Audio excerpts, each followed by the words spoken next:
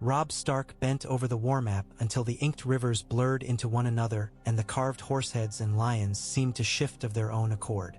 The candle nearest his hand had guttered low, its wax a small white ruin spilling over the iron holder, and yet still he stared at the painted sweep of the trident, as if he could will Tywin Lannister to appear upon it.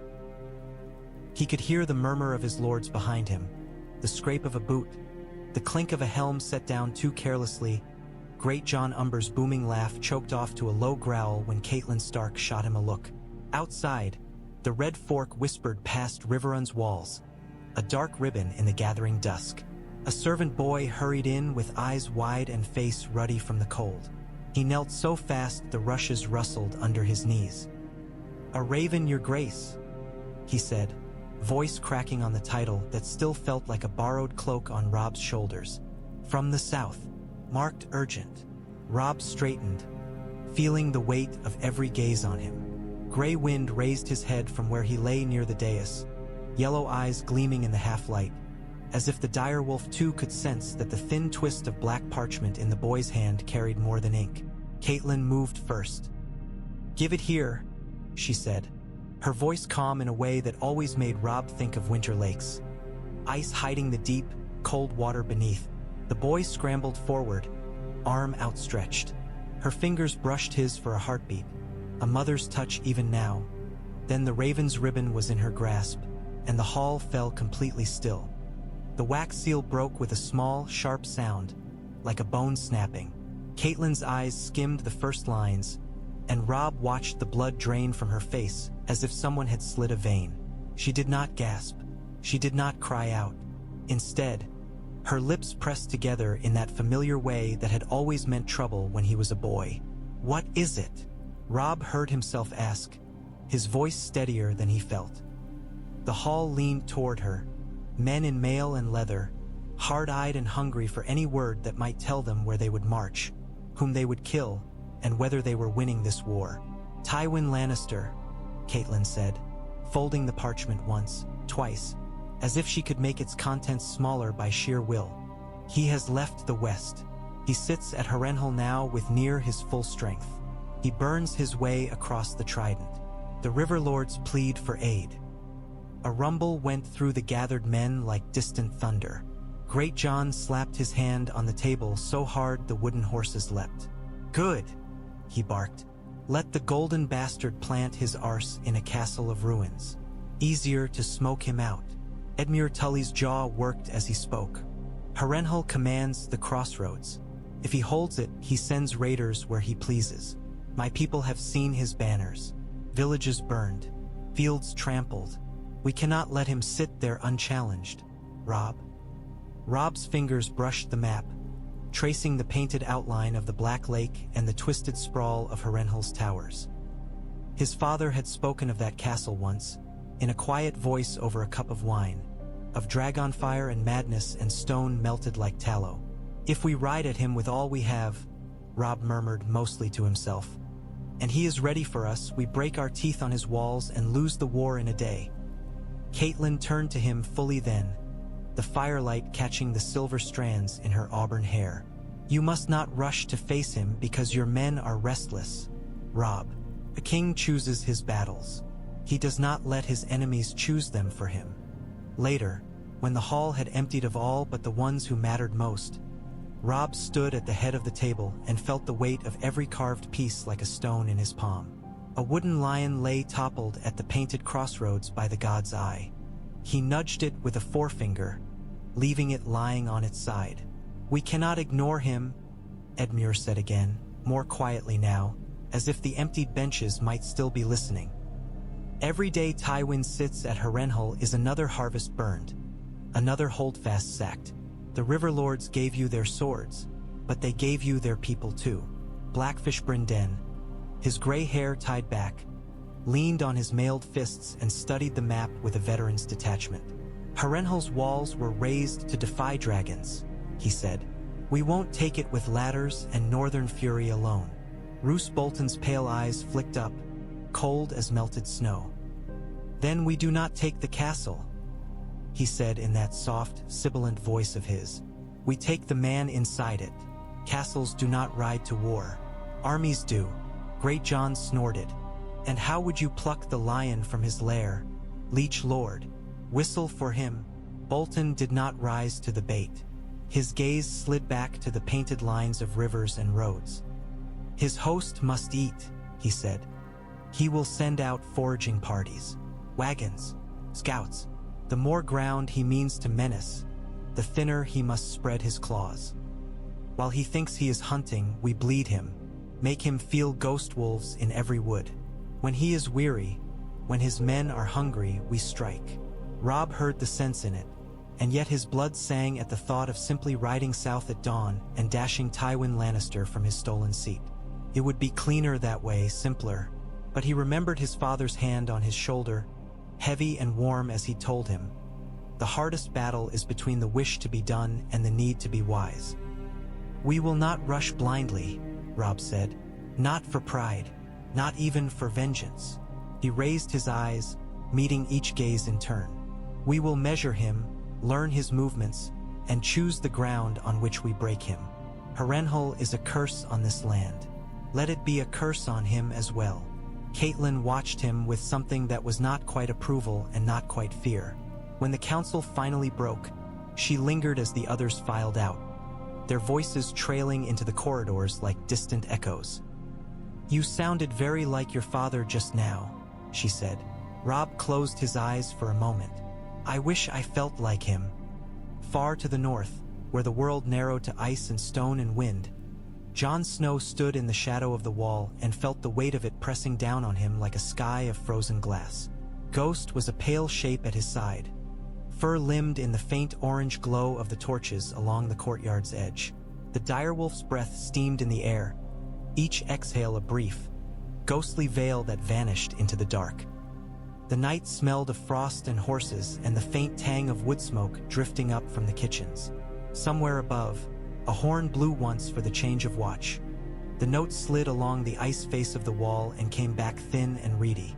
A few yards away, two recruits laughed at some muttered jest, their voices sharp with youth and the brittle bravado of boys who had not yet seen what lay beyond the gate. Jon barely heard them. His mind was a long way south, chasing a dream that had been haunting him for nights now. A great black lake, its surface broken only by the shattered reflection of a castle that seemed to melt and twist as he watched. Towers like charred fingers clawed at a sky choked with smoke, and from somewhere behind those broken walls came the echo of steel on steel and the distant, rolling roar of a crowd. Harrenhal, he thought when he woke, though he had never seen Harrenhal, never even crossed the Trident. You're restless, a voice said.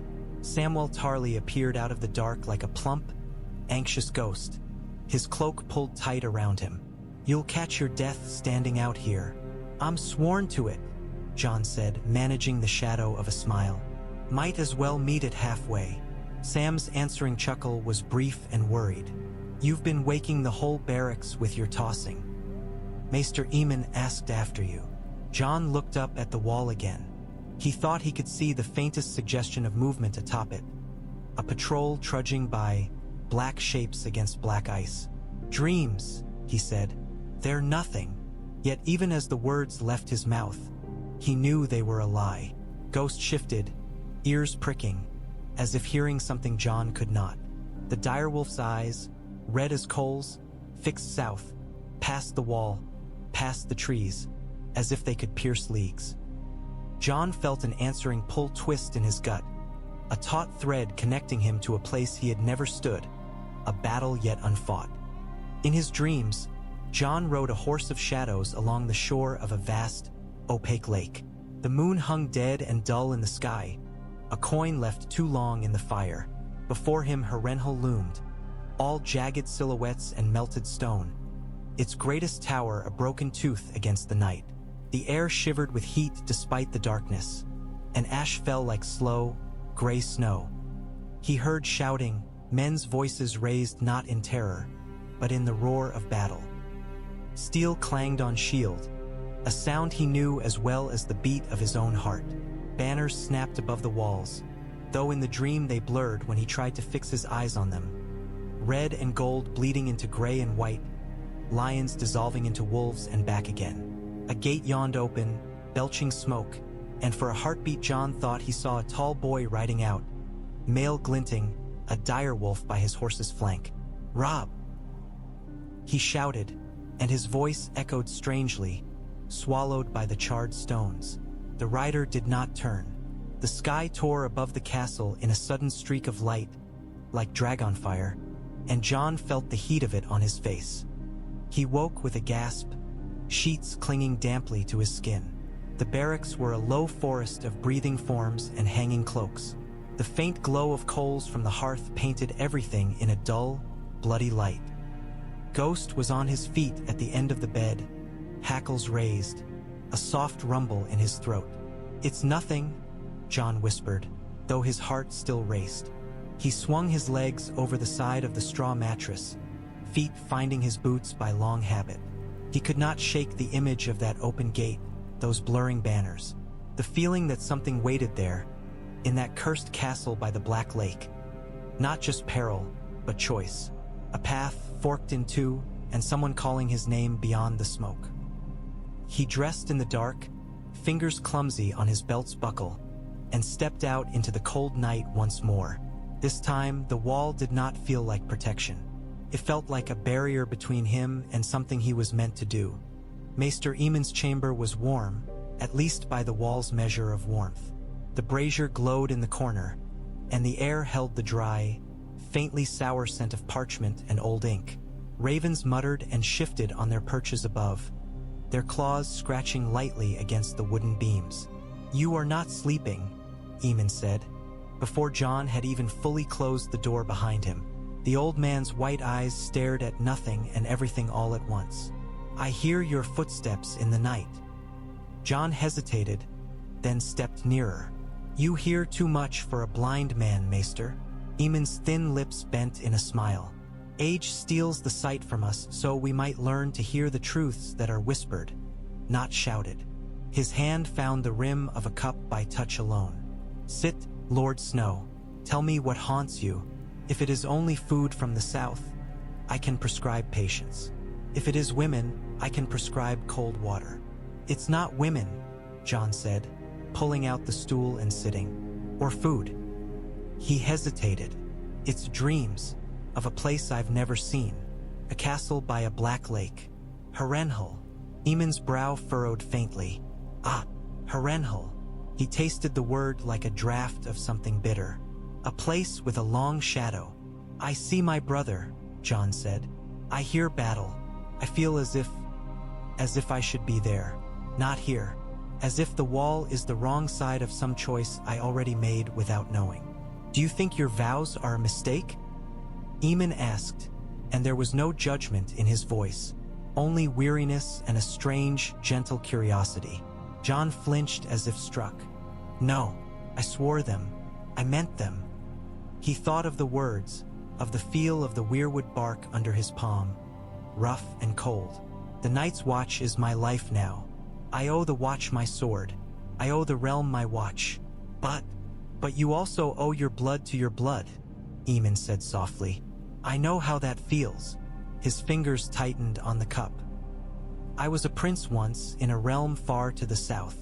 I made a choice to serve here rather than grasp for thrones and crowns. I thought that choice severed me from my family. Yet when my blood screamed in the fires of rebellion, when my kin burned and fell, I heard it from this cold perch and wondered if I had abandoned them." Jon had heard whispers of the old man's past, but never from Aemon's own lips. "What did you do?" "I stayed," Aemon said simply. "I stayed because I had already chosen, and breaking one oath to answer another did not bring back the dead. But I am an old man, Jon Snow. My choices are spent coins. Yours are still in your hand." He leaned forward, the candlelight turning his blind eyes to milky stones. "The world is changing. Ravens bring word of war upon war. Sometimes the realm calls a man to a place no vow can reach. If that comes for you, you will have to decide which part of yourself you can bear to betray." The words settled over Jon like falling snow, heavy at first, then lighter as they became part of the landscape he carried inside him. "How am I meant to know?" he asked quietly. Aemon smiled again very faintly. I am only a maester. I can give you no map. Only this, whatever choice you make, let it be for love, not for pride. Pride breaks men. Love breaks them too. But sometimes, what is broken can be made new. The sky was only just beginning to pale when Jon slipped into the stables. The horses snorted softly as he passed, tossing their heads, their breath pluming in the chilled air. The familiar smells of hay, horseflesh, and leather wrapped around him, almost comforting. Almost. He had not slept after leaving Aemon's chambers. Instead, he had sat on his narrow pallet with Ghost's head in his lap, staring at the dark wall until the gray light of false dawn seeped through the cracks beside the shutter. In that time, he had turned his options over and over like stones in his hand, feeling their weight, their shape. Stay, go, brother, oath. The words scraped against each other until they were raw. He moved by habit now, hands sure as he checked straps and cinches, the way Donal Noy had taught him. Longclaw hung in its scabbard on his hip, the direwolf's pommelcast seeming to watch him accusingly before he tied it down. Ghost paced near the open door, paws soundless on the packed earth, white fur bright against the gloom. Every so often, the direwolf glanced back toward the courtyard, ears pricked, as if listening for footsteps that had not yet come. Sam will understand, Jon murmured, half to Ghost, half to himself. He'll forgive me. He hoped that was true. Sam had less to tether him to the world than most. If Jon could cut free, why not Sam? Yet the thought of asking Sam to make the same choice felt wrong. This was his burden, his dream, his brother. He led the horse from the stall, the iron bit clinking softly. The heavy gate that sealed the tunnel through the wall was not yet open, but he knew the patterns of the watch, the half hour when one shift ended and another began, when men were busiest with cloaks and gloves and hot porridge, least likely to notice a lone rider slipping through the cracks. The wall loomed higher as he approached, pale as bone in the pre-dawn. Ghost trotted at his stirrup when he swung himself into the saddle. For a moment, Jon simply sat there, every sense alive with the enormity of what he was about to do. Once he passed beyond those gates without leave, he was a deserter. The word tasted fouler than any curse. His father's face rose before him, stern and sad. You know our words, boy. Winter is coming, he thought, heart pounding. But winter is not only north of the wall. War is winter too, and it howls in the south now around Robb. If I do nothing, I break another vow. One I never spoke aloud, but feel in my bones. The promise I made when we parted, that I would not let him stand alone. He nudged the horse into motion. The hooves rang against the frozen ground, a hollow, echoing sound. As the tunnel swallowed him, the last light of Castle Black dwindled behind him like a dying ember. South of the wall, the land softened by slow, painful degrees. The deep, frozen forests thinned into patchy copses where spruce and pine huddled together like conspirators. The ground under the horses' hooves went from iron-hard to treacherous, ice-hiding patches of mud that sucked at each step. Ghost loped ahead, then fell back, then vanished into the trees, only to reappear again as a white flicker between trunks. Days blurred into one another. Jon rode until the light failed, slept in copses or abandoned crofters' huts when he could find them, with Ghost pressed against his side for warmth. He ate hard bread and tougher meat, refilled his waterskin from half-frozen streams. The world around him changed in small, subtle ways that marked the crossing from one life into another. The trees grew shorter, more scattered. The snow lay in ragged patches instead of deep drifts. The air lost some of its biting edge. Once, he passed a burned holdfast, its palisade charred and broken. The crude tower within it collapsed like a kicked anthill. The bodies were gone, but the smell lingered. A faint, ugly tang that needed no words. Crows hopped along the toppled logs, beaks black and slick. Lannisters, Jon thought, bile rising in his throat. Or one of the other kings. Did it matter to the dead, whose colors burned their homes? At night, when he closed his eyes, the dreams came again. Harrenhal, always Harrenhal. Sometimes it was empty, only the wind moving through blackened stones. Sometimes he saw men on the walls, tiny as ants from where he stood on the shore, and he could not tell if they flew lion banners or wolf. Once, he dreamed of a great gray direwolf pacing those twisted ramparts, its eyes the color of the lake below. He spoke little. There was no one to hear him save Ghost, and the direwolf did not need speech to understand him. Yet words still formed in his mind, things he might say to Robb when he found him, explanations and apologies, and the stupid, simple question beneath them all. What have you become without me? What have I become without you? The King's Road, when he finally found it, was no longer the familiar ribbon he had traveled once as a boy, huddled in a wagon beside his father's knees.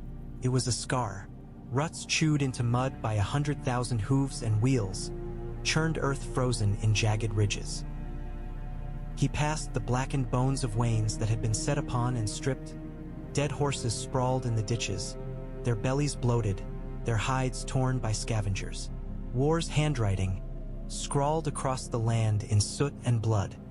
It was near sunset on the third week south of the wall when Jon saw the fire.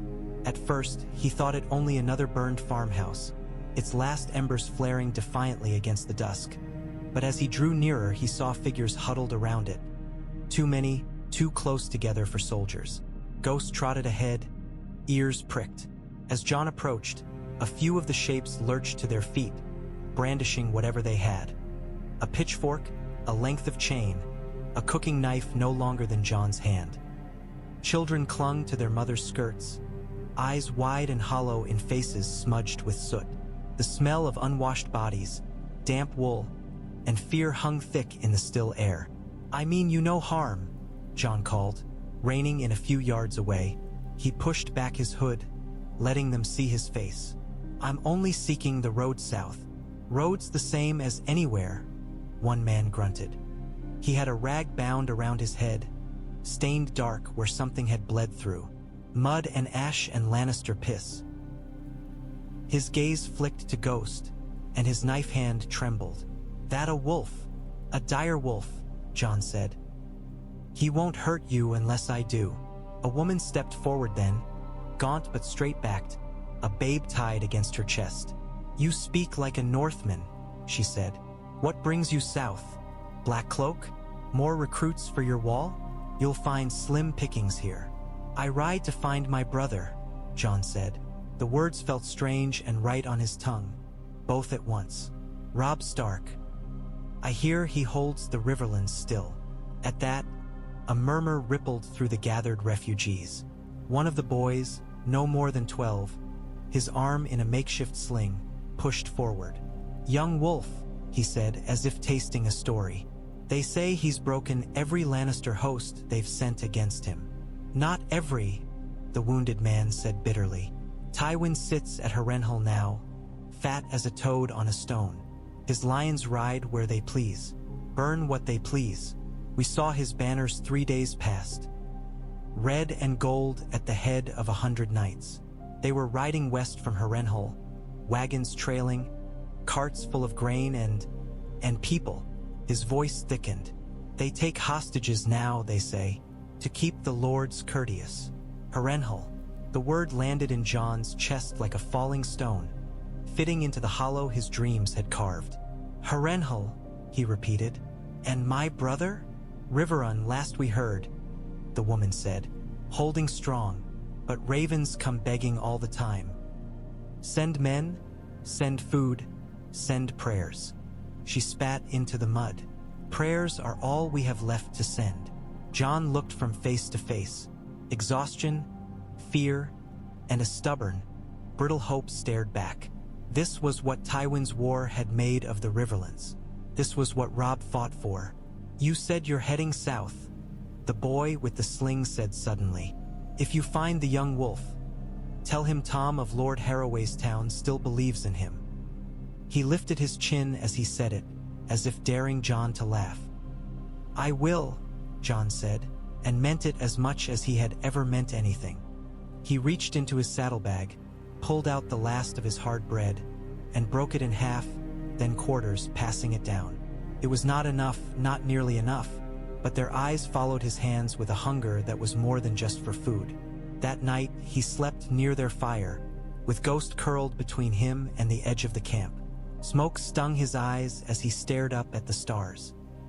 Somewhere to the south, his brother was plotting war over a map, making choices that would ripple out to camps like this one. Somewhere to the south, Tywin Lannister sat in a cursed castle and thought himself safe. Jon closed his eyes and saw Harrenhal again. But this time, when the gate yawned open and the rider emerged, he knew the shape of the banner snapping above him. Gray field, white direwolf. Robb, I'm coming, he thought, and the words were not a prayer, not a vow, but something older and deeper than both. Riverrun rose out of the river mist like something from an old song. The sun was sinking as Jon crested the low hill, painting the sky in streaks of orange and crimson that bled into deepening violet. Below, where the Red Fork and the Tumblestone met, the Tully stronghold stood upon its island, its triple walls bristling with towers and crenellations. Water flashed bronze around its base, catching the last light of day. Banners snapped along the battlements, their colors bright even at this distance. Silver trout leaping on fields of blue and red. Here and there he saw other flags as well, smaller but no less proud. The flayed man of Bolton, the roaring bear of Mormont, the mailed fist of Glover. And there, at the very heart of it, over the tallest tower at the castle's core, flew the one that made his breath catch. Gray on white, wolf on field. Stark. Ghost stood at his side, fur rippling in the chill wind. The direwolf's ears were pricked forward, nose lifted as if he could already catch the scents from the distant walls. Jon reached down and buried his fingers for a moment in that thick, familiar coat. "We're here," he said, more to himself than to the wolf. "Seven hells, we're actually here." For a heartbeat, the enormity of what he had done washed over him. He had ridden from one life into another, shedding his name and his duty and the only home he had ever truly known. He had broken his vows. He had come anyway. Somewhere beyond those walls, Robb walked and talked and made decisions that shaped the fate of thousands. Jon found that he did not know what his brother would say when he saw him. Embrace him, rebuke him, send him back, keep him at his side. The possibilities unfolded in his mind like the branches of a dark tree. He nudged his horse forward, feeling the slow, steady rhythm of its descent carry him toward that glinting knot of stone and river. As he rode, he saw small shapes moving along the walls, the watchmen pacing, spears on their shoulders. Trumpets would sound when he drew closer. Gates would rise or stay shut. Faces would peer down, trying to decide whether the lone rider in black was friend, foe, or something more complicated. The wind shifted, bringing with it the faintest echo of a wolf's distant howl. Or perhaps it was only his memory of Grey Wind's voice. Jon straightened in the saddle. Whatever waited within those walls, welcome or anger, brother's joy or king's displeasure, he would meet it head-on. Behind him, the cold north receded into distance. Before him, the Riverlands burned under the touch of war, and beyond them, somewhere by a bleak black lake, a man named Tywin Lannister sat in a castle of dragon-scarred stone and believed himself untouchable. Jon Snow rode on toward Riverrun, the dire wolf at his side and the taste of smoke already in the back of his throat, as if the future itself had decided to whisper its first hint of ash. The shout went up from the walls before Jon reached the shadow of the gatehouse. Steel rasped as spears lowered. He heard the creak of the great winch and saw the portcullis judder, halted halfway down. Men leaned over the crenellations, their helms dark against the paling sky. For a heartbeat, he thought of turning his horse aside and riding back into the open country, away from all those eyes that would judge the black of his cloak before they ever saw his face. "Ho there!" a voice bellowed. "Riverrun is closed for the night. Declare yourself." Jon nudged his horse closer, lifting his head so they could see him clearly. Wind tugged at his hair and cloak. Ghost came to stand at his stirrup, white fur brilliant in the last light. The murmuring above stuttered, arrested by the sight of the dire wolf. "My name is Jon Snow," he called. His breath steamed in the cold air. "Of House Stark, I come from the wall to speak with Robb Stark, king in the north. There was a brief, stunned silence. Then a younger, incredulous voice drifted down. Snow? The bastard? The one with the wolf? Ghost's lips curled only a little.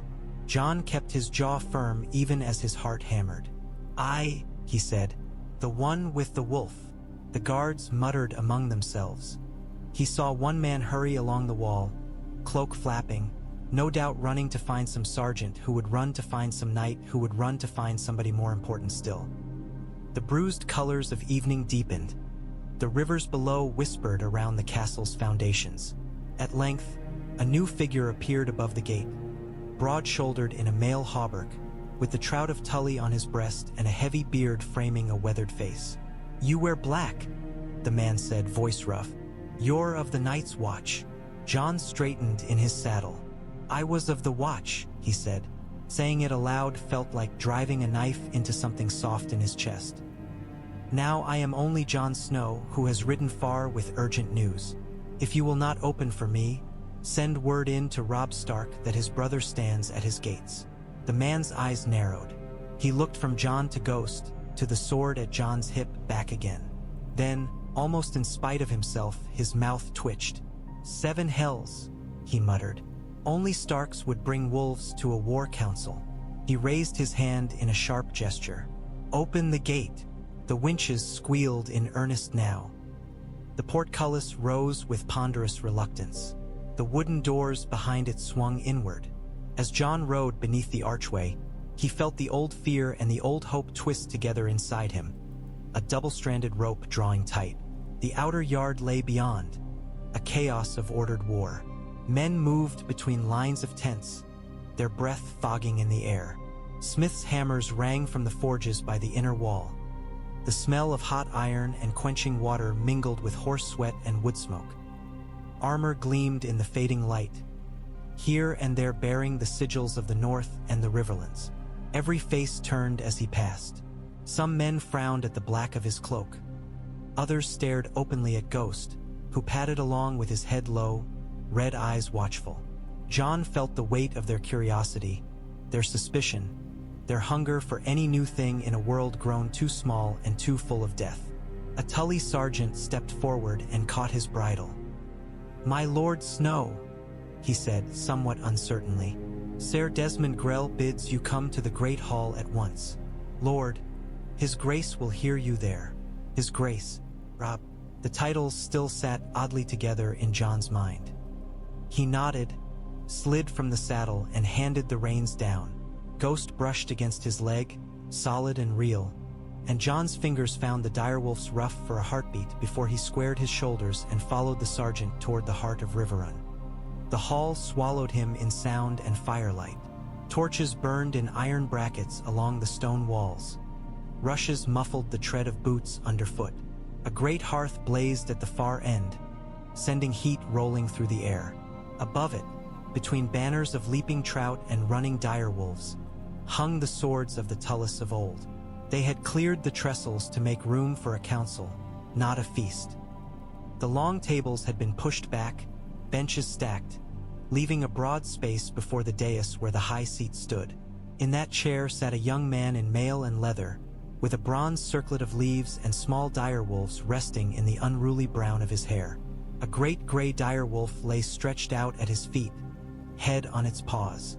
For a heartbeat, Jon saw not a king but a boy forcing himself to sit still at Winterfell's high table while their father spoke of bannermen and markets.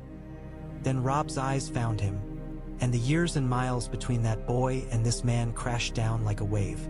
Jon, Robb said. The single word seemed to hollow the hall of other sounds. Lords turned and stared.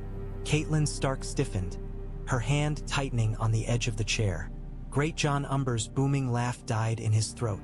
Roose Bolton's pale eyes flicked to the black cloak at Jon's shoulders, then to the sword at his hip, calculating. Jon went to one knee on the stone floor, Ghost settling beside him in a fluid motion.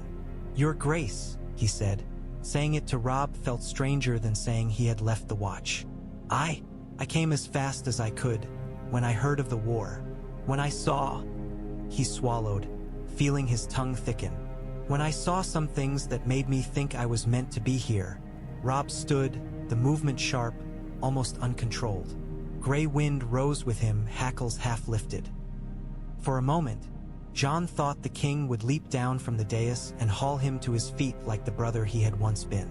But the seconds stretched, and Robb remained where he was, his shoulders squared under a mantle of fur, his face shifting as duty fought something more fragile. "You wear black," Catelyn said before Robb could speak. Her voice did not tremble, but he could hear the effort it cost her. "You swore vows at the wall. The Night's Watch does not simply mislay its men, Jon Snow." The sting in her use of his full bastardy was familiar, but it no longer sat in quite the same place in his chest. "No, my lady," Jon said quietly. "The Watch did not mislay me. I left." The word dropped between them like a stone. There was a soft intake of breath around the hall, as if the assembled lords sensed blasphemy. "Deserter," someone muttered at the back. Great Jon Umber snorted. "He brought a dire wolf and a sword," he rumbled.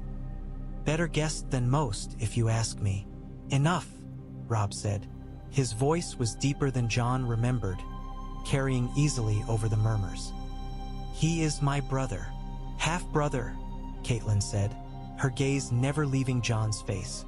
Pain and something like fear warred in her eyes. "And a deserter if he speaks true. The penalty for desertion is death. Robb, your father taught you that. You remember him, I hope." The words hit Jon harder than any blow.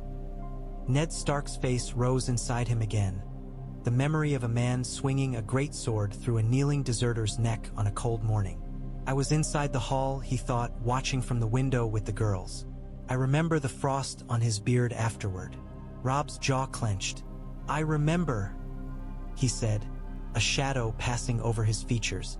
"But I also remember he said that the man who passes the sentence should swing the sword. If Jon is to die for this, it will not be because the wall is offended in the abstract."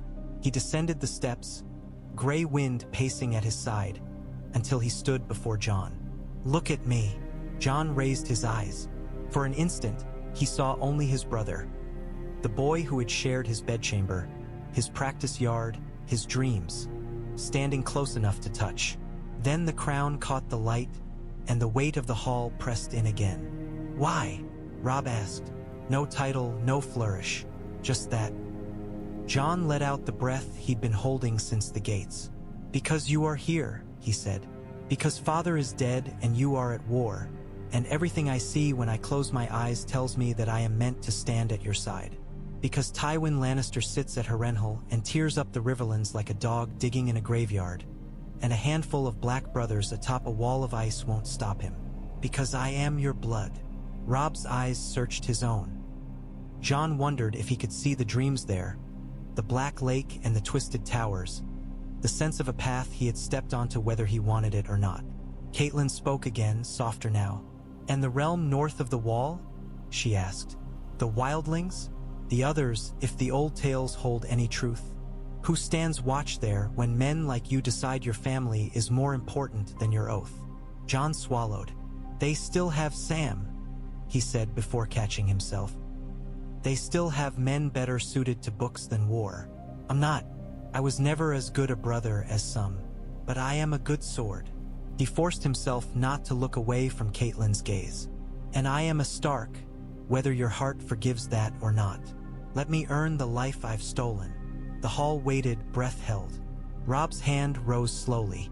Jon tensed, almost expecting the grip on his hair that would force his neck bare for a blow. Instead, Robb set his palm on Jon's shoulder, fingers digging in hard enough to bruise. "Rise," he said. "We'll speak of oaths and penalties another time. For now, if the wall was fool enough to let you leave unheaded, I'll not waste what's fallen into my lap. You say you've come to fight Tywin Lannister?" "Yes," Jon said. His voice did not shake. "Good," Robb replied. "We've just had word where he sits. You can tell me what your dreams make of Harrenhal." The map smelled of oil and old dust. It lay spread across the small council table in a side chamber off the hall, held flat by knives and tankards and the heavy weight of a brass inkpot. Inked rivers wound across it like veins, converging on a dark blotch by a painted lake. Harrenhal, its name written in a cramped, precise hand. Robb planted his hands on either side of that blot and looked to Jon. "Show us," he said. Catelyn stood at his shoulder, arms folded across her chest, her mouth a thin line. Blackfish Brynden had one hip on the edge of the table, his fingers drumming absently. His hawk's eyes flicked from the map to Jon and back, weighing. Roose Bolton sat back from the table slightly, as if wary of catching something, pale hands folded. Great Jon loomed in the background like a walking siege tower, already half a mug into a new skin of wine. Jon felt all their scrutiny like heat on the back of his neck.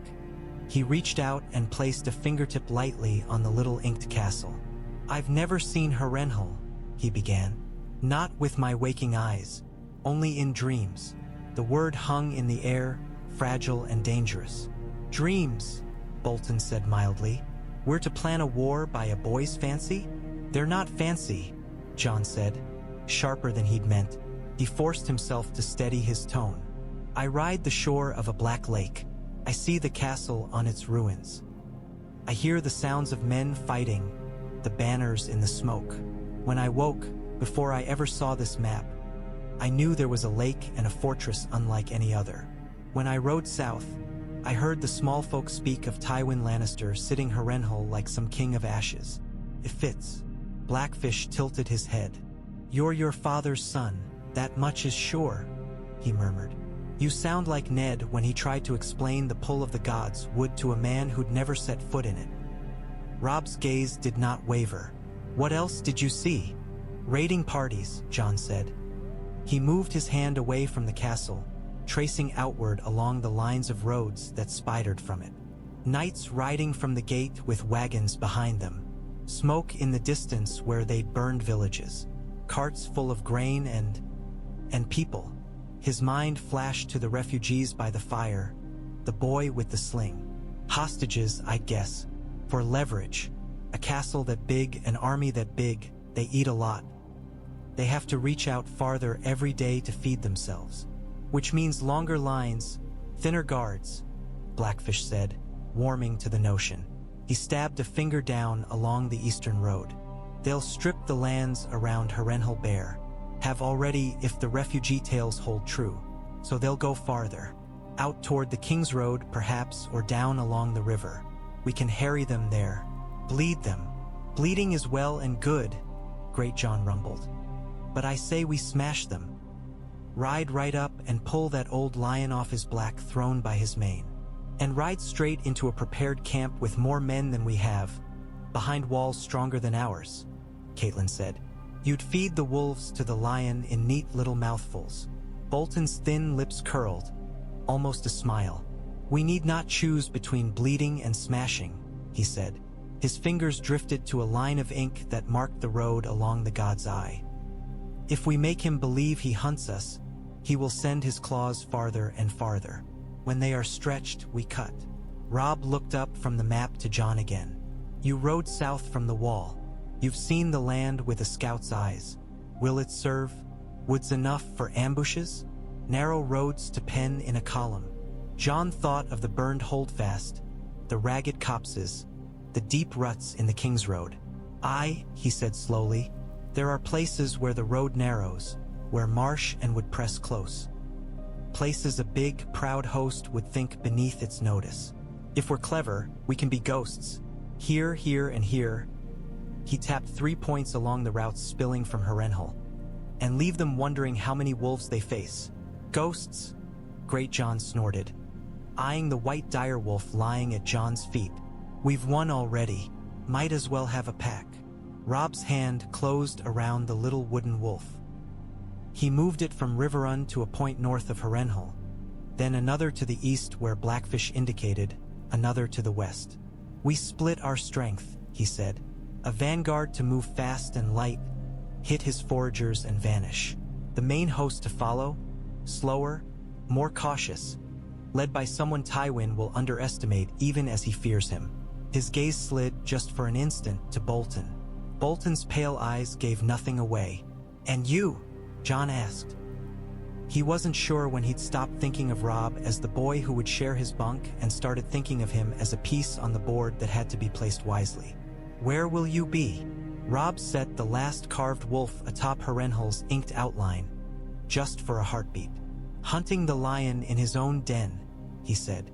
"But we'll pull his teeth first." The ring of steel on steel in the training yard was a sound Jon had known his whole life.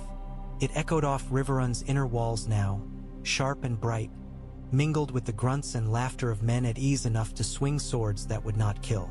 For a little while, as he shifted his weight and brought his blade up to meet Great Jon Umber's crashing blow, he could almost believe he was back in Winterfell. "Harder, Snow!" Great Jon roared, sweat streaming from his brow despite the chill. The greetbeer of a man swung his practice sword with enough force to numb Jon's arms through the padding. "You hit like a Southron maid. Then you're the ugliest maid I've ever seen," Jon managed through gritted teeth. He stepped aside from the next blow rather than meeting it, letting it carry Umber off balance, then darted in to tap his chest with the flat. And the loudest. A cheer went up from the watching men. Some jeered Umber in good humor. Others thumped their fists against shields. Gray Wind trotted along the edge of the yard, eyes bright, tongue lolling, as if he too enjoyed the spectacle. Ghost sat further back, more watchful than amused, red gaze flicking between his man and the crowd. Great Jon stared down at the mark on his chest, then barked a laugh that filled the yard. "You've some wolf in you after all," he said, clapping Jon on the shoulder hard enough to stagger him. "I'll drink to that tonight." Jon grinned despite himself, wiping sweat from his face with the back of his wrist. The warmth of acceptance from the men around him seeped into his bones. He heard mutters, "Stark steel," "Crow or no, he's one of us," and felt something loosen inside him that had been clenched tight since the day he donned black. Not everyone watched so approvingly. Off to one side, Roose Bolton stood with a pair of his own men, their flayed man sigils muted in the cold light. Bolton's long, pale face was unreadable as ever. His eyes slid over Jon as if assessing a cut of meat. When he met Jon's gaze, he inclined his head the slightest fraction, acknowledging the display of skill, nothing more. Jon sheathed the practiced sword and stepped away from the ring. The aches of the fight settled into his muscles in a familiar pattern. He found Robb leaning against a post near the yard's edge, a faint smile tugging at his mouth. "You haven't grown any less reckless," Robb said. "I'd forgotten how much you like to let men twice your size try to break your bones. Helps them feel better about themselves when they fail," Jon said. "Keeps morale up." Robb's smile widened, then faded. "They like you," he said quietly, nodding at the cheering men dispersing to water and oil their blades. "They'll take it well having another Stark, another wolf at their side." "And you?" Jon asked. The question was sharper than he meant it to be. "Do you take it well?" Robb looked down at his hands, flexing his fingers as if he still felt a sword hilt there. "I don't know," he admitted. "Part of me wants to clap you on the back and drag you to the nearest skin, shout to the rafters that my brothers come.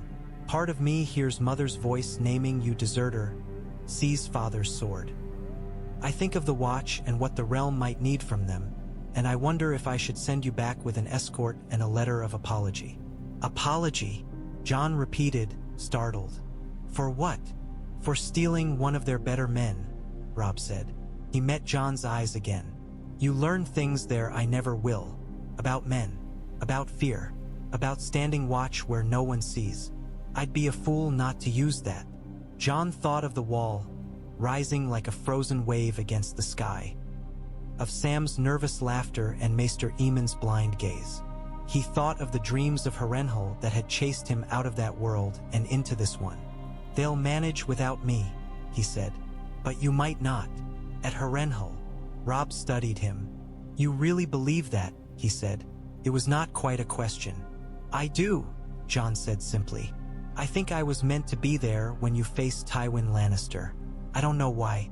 I only know that when I saw that castle in my sleep, it felt like like Winterfell's godswood, like a place I was bound to, whether I wished it or no.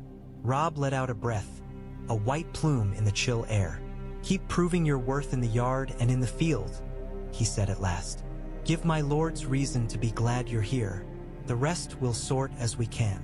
Above them, on a balcony overlooking the yard, Catelyn watched with hands clasped so tightly her knuckles were white. She saw gray wind and ghost wheel around each other in wary circles, two wolves measuring distance and kinship. She saw her eldest son smile at the bastard who had brought so much quiet pain into her halls, and yet now might bring them victory. Her heart ached with a mother's fear and a widow's memory, and neither gave her any guidance at all. Harrenhal's great hall still smelled faintly of smoke, as if dragonfire lingered in its stone centuries after the last flame had died. The rafters above were blackened and cracked, thick timbers warped into grotesque curves by heat no mortal hearth could match. The walls bore patches where stone had slumped and frozen again, like candle wax hardened mid-drip. At the high table, beneath a banner of crimson and gold, Tywin Lannister presided over the evening meal with the same chilly efficiency he brought to war. Platters of roasted meat steamed in the chill air. Trenchers of bread and bowls of stewed onions lined the boards. His officers ate with the grim focus of men fueling machines rather than feeding bodies. Arya Stark poured wine into goblets, her hands steady though her heart beat too fast. The cup was heavy, a polished thing of chased silver, its lion head stem slick beneath her fingers where condensation formed. She moved carefully between the seated men, the rough homespun of her borrowed dress scratching at her skin, the weight of her hidden knife a small comfort at the small of her back. No one looked at her twice. That was the point.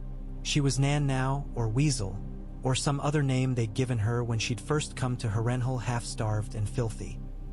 A serving girl, a nothing, except that she listened. "No word from King's Landing?" one knight was saying, his tone caught between curiosity and unease. Tywin did not lift his gaze from the letter he was reading. "The king is a boy," he said. "His court is a nest of vipers and fools. If they need me, they will call. Until then, our work is here." His voice carried easily to every corner of the hall, low and controlled. Arya topped up his goblet, the red wine catching the light as it sloshed. She remembered another hall, another high table, her father's strong, tired face as he'd listened to petitioners in Winterfell. The memory was a knife she tried not to press too hard against her own heart. "The work of burning," muttered one of the river lords pressed into unwilling service at Tywin's table. He flinched when the man beside him kicked his shin under the board.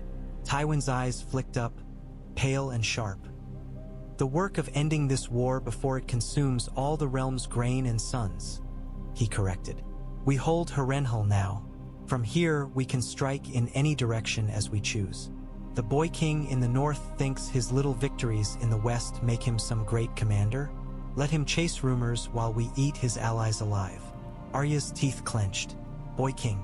They were speaking of Robb. Her hand tightened on the wine jug's handle until her knuckles whitened. "What of supplies, my lord?" asked Ser Amory Lorch, his mouth greasy with fat. "We've stripped the lands from here to the nearest crossings. We've hostages enough to keep most of the river lords tame, but grain does not appear by magic."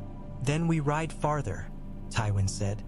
He set the letter aside with precise care, as if every motion were a piece in a design only he could see. "We have men, horses, steel. The Riverlands have fields and villages. We will harvest what we require." Arya moved away, heart pounding, and refilled another cup. The names on her list burned at the back of her throat. Cersei, Joffrey, Island Payne, the Hound, Polliver, the Tickler, Tywin. She added his name silently every time she saw his hand move across a map, sending men out to burn and take. She glimpsed the map now, spread on a side table near the high seat, weighed down by daggers and a stone cup. Her eye snatched at details as she passed. Little lion head tokens marking outposts, rough circles around certain villages, a line of ink tracing the shore of a black lake. Harrenhal was the heart of it, its twisted towers drawn in miniature. Beyond those walls, she knew people were freezing and starving and praying for the young wolf to save them. Here, men laughed and wiped grease from their chins and talked of villages as if they were granaries to be emptied. She clenched her jaw and poured wine and listened, storing every scrap of information in a mind that refused to break, no matter how hard Harrenhal pressed down. Later, when the hall had emptied of all but the servants clearing the bones and spilled beer, Tywin Lannister withdrew to the solar he had claimed for himself. It was a high, narrow room jutting like a broken tooth from one of Harrenhal's least damaged towers. A single tall window looked out over the god's eye, its black surface swallowing the moonlight. The desk before him was a battlefield of a different kind. Scrolls lay unrolled and weighted down with river stones. Wax seals glimmered in the candlelight. Maps overlapped, corners curling, each marked with tiny sigils. Lions for his own men, stags for Baratheon remnants, wolves for the northern host, little crowns here and there where kings had staked their claims. A raven from King's Landing lay open near his hand, its script neat and furious. Cersei's hand, demanding more men, more gold, more reassurance that all would be well. Another letter from Tyrion in the same city was more reasoned, more precise in its requests and warnings. Tywin read them both, then folded them aside with equal impatience. "Children," he muttered, the words stripped of affection, clawing at each other in a pit while the world burns above their heads. He turned his attention instead to the reports from his outriders. Robberies on the western road. Rumors of northern raiders striking from no one knew where, burning foraging wagons and vanishing again into the forests. Villages refusing to open their gates until a hostage dangled from a rope before their walls. The little hand-drawn sketches of terrain interested him most. Narrow causeways through marshland, wooded ridges overlooking muddy tracks. Places where an overconfident column could be cut to pieces before it could form ranks. "Not wolves yet," he said to the empty room. "Foxes, perhaps, or fleas." Yet he knew better than to dismiss the threat entirely. The young wolf had shown a knack for striking from unexpected directions, for moving faster than any southerner thought possible. Breaking their host in the west had been no small feat, even if it had been aided by Lannister arrogance. Tywin plucked up a lion token and moved it across the map, from Harrenhal along the road marked toward the nearest unstripped grainlands. "We send stronger escorts," he murmured. "More horse, fewer foot. Men who won't panic at the snap of a twig." He moved another lion forward, almost idly. "We leave word that any lord who fails to provide what we require will find his kin at Harrenhal diminished." There were only so many ways to fight a war like this. Feast or famine, blade or noose. Tywin preferred the methods that left his enemies alive enough to be useful and frightened enough to be obedient. Hostages worked where honor and oaths did not. But even as he planned, his mind turned to another piece on the board. The Stark boy. The reports of his victories had grown increasingly tiresome. A boy with a wolf who thought himself a king. "We must break him," Tywin said quietly, almost to the black lake beyond the glass. "Not merely defeat him, shatter his legend." He considered the options again. Lure Robb Stark into a pitched battle on ground of his choosing. Bleed the Riverlands until they turned on their boy king for failing to save them. Bribe his bannermen. All viable, all slower than he liked. "Perhaps we can do all three," he murmured. "But first we fatten him with small victories. Let him nip at our heels. Then we turn and show him what it means to bite a lion." His hand fell on the line of ink marking the northern road. Somewhere up there, across the river-warped fields and the tangled woods, the young wolf plotted his own maps with his own tokens. Tywin allowed himself a thin, humorless smile. "Come, boy," he said to the empty room. "Bring your wolves to Harrenhal. See what becomes of them." The corridor outside Tywin's solar was cold and smelled of damp stone. Arya knew every crack in the flagstones now, every place where they creaked underfoot, every alcove deep enough to hide a girl who had learned to make herself small. The tattered tapestry she crouched behind scratched at her cheeks. faded threads of some long-dead knight's victory tickled her nose. "We ride at first light," Tywin was saying beyond the heavy oaken door. His voice came muffled but clear enough through the gap beneath it, carried by that same iron calm. "Ser Amory, you'll take 50 knights and 300 men-at-arms. South and east, toward the nearer crossings. There are villages there that still have grain hidden beneath their floors. Burn them if they're foolish enough to resist." Arya pressed closer, breath shallow. The cold from the stone seeped through her thin dress into her bones. "And the northern raiders, my lord?" Ser Amory's nasal whine scraped against her ears. She imagined his nose, bulbous and red from drink, wrinkling in distaste. "They strike from nowhere and vanish, like rats." "Rats die in traps," Tywin said. "The boy cannot be everywhere. He has too few men to keep this up for long. Let him bite at the edges. We will feel where the pressure is greatest. When he shows enough of himself, we ride out in force. I'll not waste my host chasing shadows, but I will not cower behind Harrenhal's walls either." Another voice, lower and smoother, some knight whose name Arya had not bothered to learn, spoke up. "You would ride yourself, my lord?" "I would," Tywin said. "The sight of our banners in the field will steady the men and unsettle the enemy. The Stark boy has never faced me in person.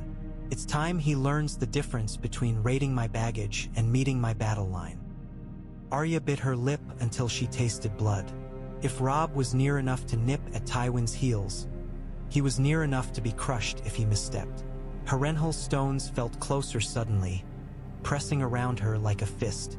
"Have the foraging parties range farther," Tywin went on. "Take hostages wherever you go. Make it known that any man who strikes at my men strikes at his own kin. Fear is a cheaper garrison than soldiers." Boots scuffed inside. Chairs scraped.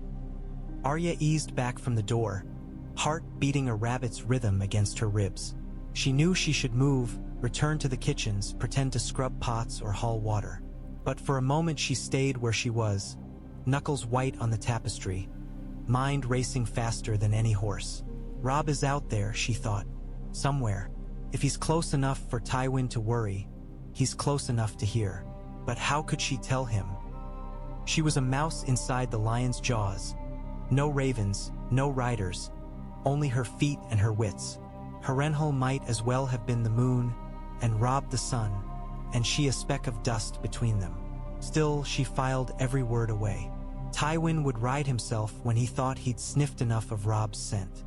That meant there would be a day soon, perhaps, when the great host at Harrenhal poured out like a swarm of red and gold locusts onto the roads. When that happened, she swore to herself she would find a way to make it matter. She slipped from behind the tapestry just as footsteps approached down the corridor. A serving boy carrying a basket of clean linen nearly collided with her. "Watch it, weasel," he hissed. She gave him a look sharp enough to cut and darted past, her mind already racing routes and shadows, names and possibilities. She was only one lost wolf in a den of lions, but wolves remembered. Wolves bit when they could. Rain drummed against the narrow windows of Riverrun's war room. A steady, sullen music. The air inside was thick with damp wool and the metallic tang of wet mail. A scout, barely more than a boy, mud crusted on his boots halfway to the knee, stood before the table with steam still rising from his cloak. His cheeks were flushed from cold and exertion, his hair plastered to his forehead. "Saw the banners clear as day, your grace," he said, voice hoarse. "Lions, Lannister red and gold. But not just there." He pointed with a trembling finger at the map, tracing a line from Harrenhal along the road hugging the God's Eye. Here, at this village, Harroway's town, they called it, they'd left a garrison and a hod of wagons. And farther east, near this mill, smoke on the horizon. Our outrider thought them foragers, not a full host.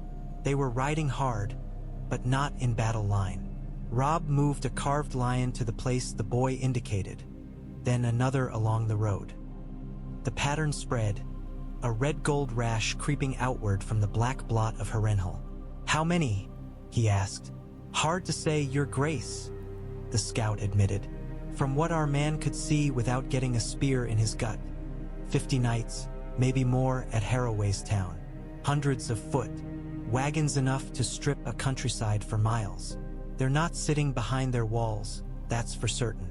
Blackfish Brinden leaned over the map, following the scout's finger with narrowed eyes. Just as we guessed, he said. They're reaching farther every day. And these foraging parties. He gave the phrase a grim twist. Are fat targets if we can catch them on the move.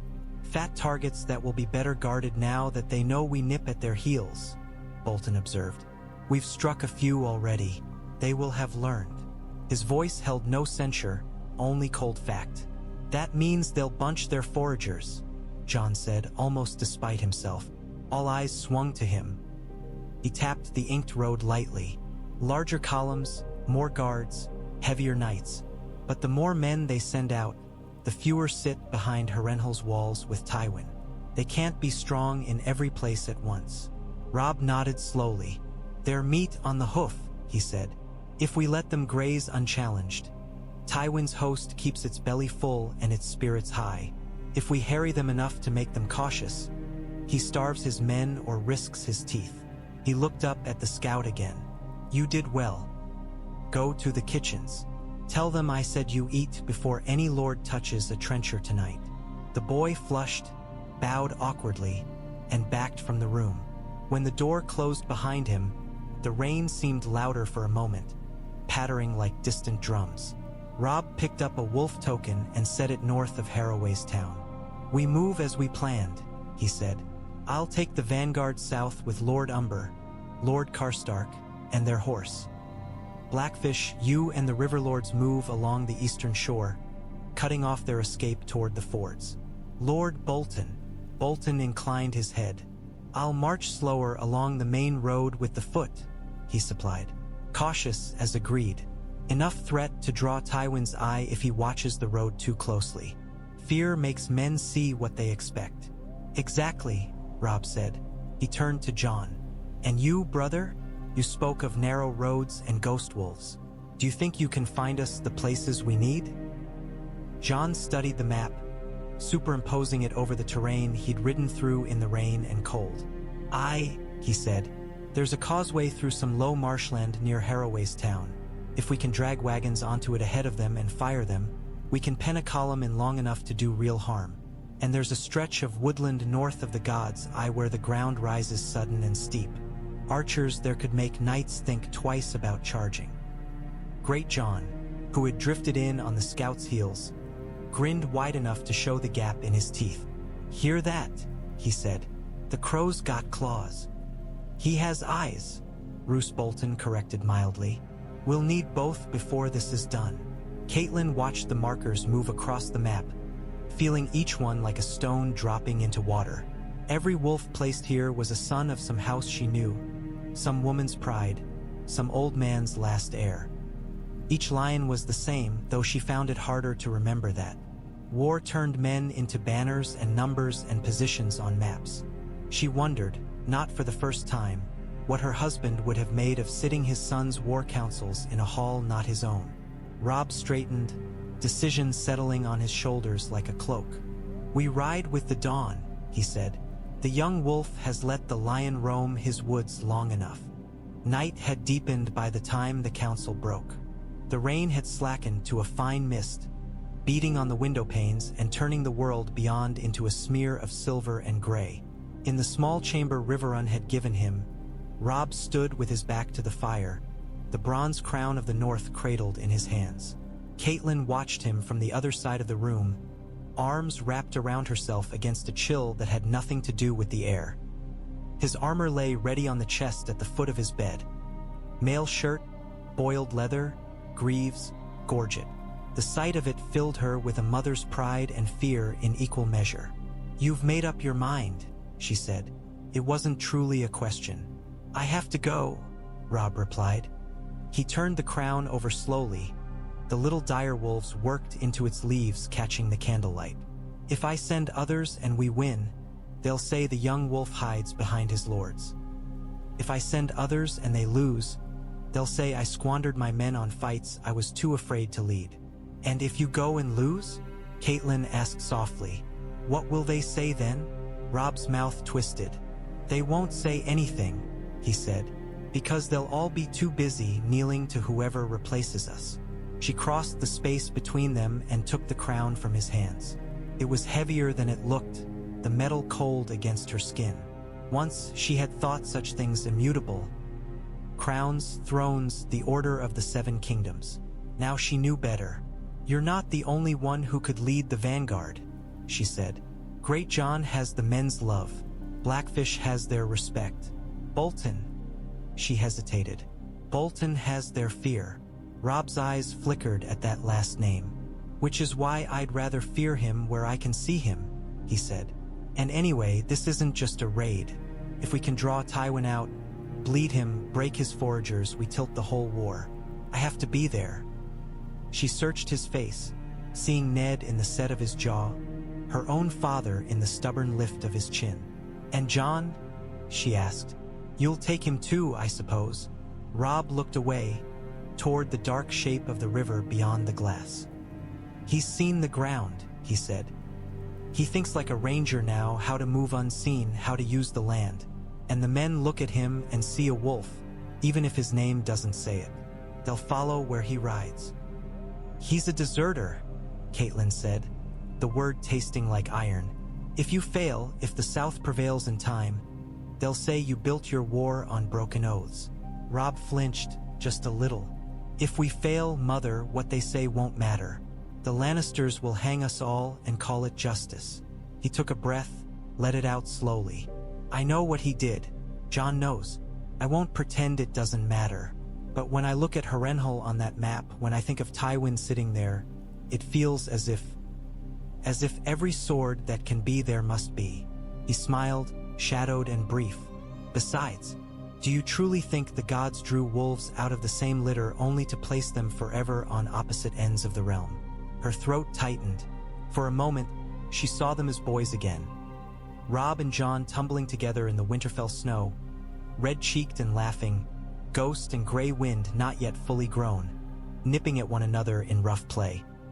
She had stood at a window then too, hands on the stone, trying to hold both love and resentment in the same small heart. I don't trust him, she said at last, the words pulled from her like splinters. I can't. Every time I look at him, I see your father's honor and my own hurt and everything this war has already taken. But, she swallowed, he is brave. No one can say he isn't. And he would die for you. That counts for something, even with me. Robb's shoulders eased, just a fraction. Thank you, he said quietly. Don't thank me, she replied. Win. Come back. Bring as many of them home as you can. That's all the thanks I want. She set the crown back in his hands. For a heartbeat, their fingers touched, and she felt the tremor he fought to hide. He was so young, too young for crowns and war and the weight of a whole people's hope. Wear it, she said. Not for the lords, for yourself. Remember whose son you are. Remember that you lead men who followed you because they believed you would not waste them. He nodded, slipping the circlet onto his head. The bronze leaves settled into his hair as if they belonged there, catching the firelight. For an instant, she saw not her boy but a king.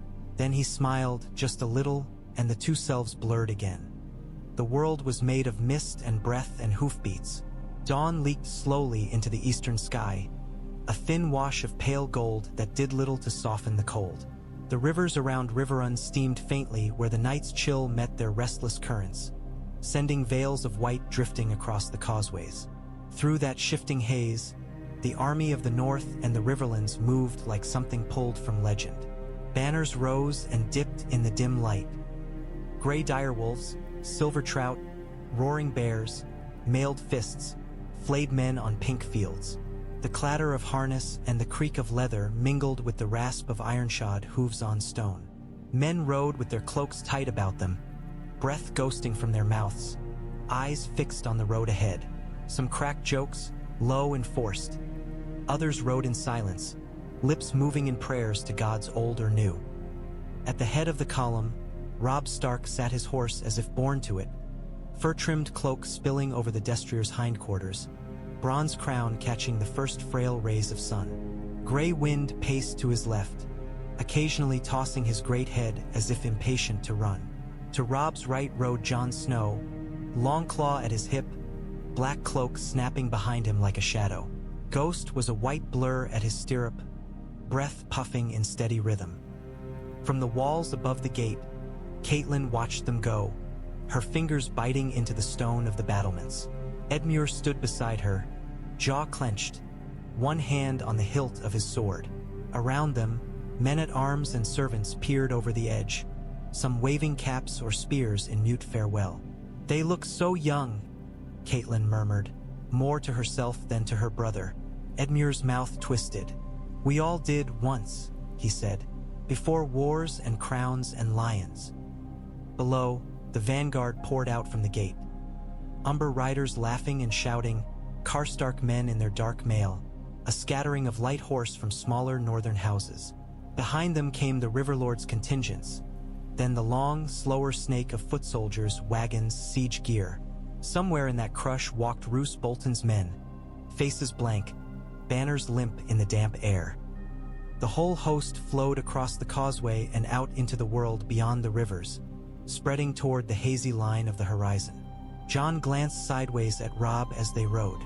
"You remember the first time we went hunting with Father?" he asked suddenly. "When you were so determined to bring down a stag yourself that you nearly got trampled?" Robb snorted.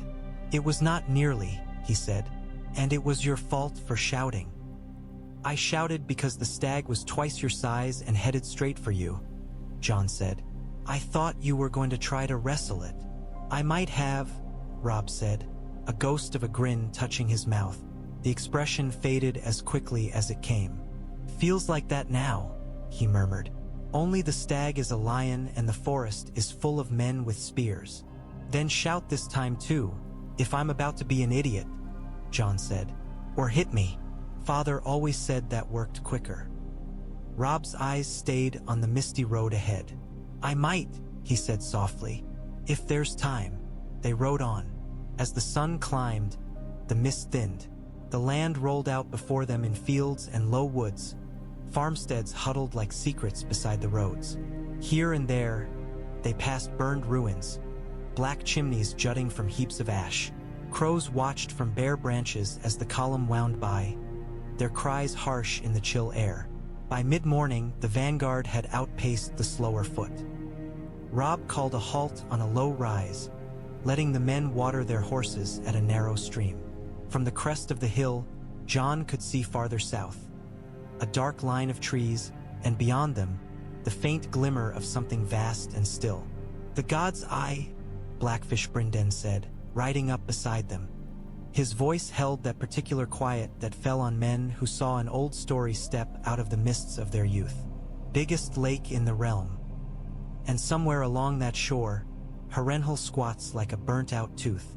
Jon's skin prickled. The sight, even as a distant smear of reflected sky, slotted into the shape of his dreams with unnerving ease. He could almost see, rising from that far bank, the twisted silhouette of towers melted and frozen, smoke where there was no fire. "There," he said, pointing without quite meaning to. "It will be there on that curve of the shore. The land rises a little, and the air will smell wrong."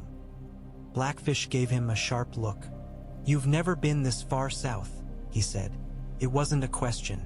"No," Jon admitted, "but I've seen it all the same." Robb followed his gaze, eyes narrowing. "Dreams again. Maybe," Jon said, "or something else. Either way, that's where Tywin sits, where he'll ride from when he smells us close enough." Gray wind lifted his muzzle and howled then, sudden and eerie. The sound curled across the landscape, answered a heartbeat later by a second, lower howl from Ghost. Men shifted uneasily in their saddles, exchanging glances, fingers tightening on reins and weapons. Catelyn could not hear those howls from Riverrun's walls, but she felt them all the same. A shiver along the spine of the world, the voice of the old gods carried on the wind. She closed her eyes and whispered a prayer, not sure to whom she spoke. On the hill by the stream, Robb Stark, king in the north, set his face toward the god's eye. Jon Snow at his side, 2 direwolves at their heels. He nudged his horse forward once more. The path ahead led toward melted stone and lion banners and whatever fate the gods and men together were weaving for the House of Stark.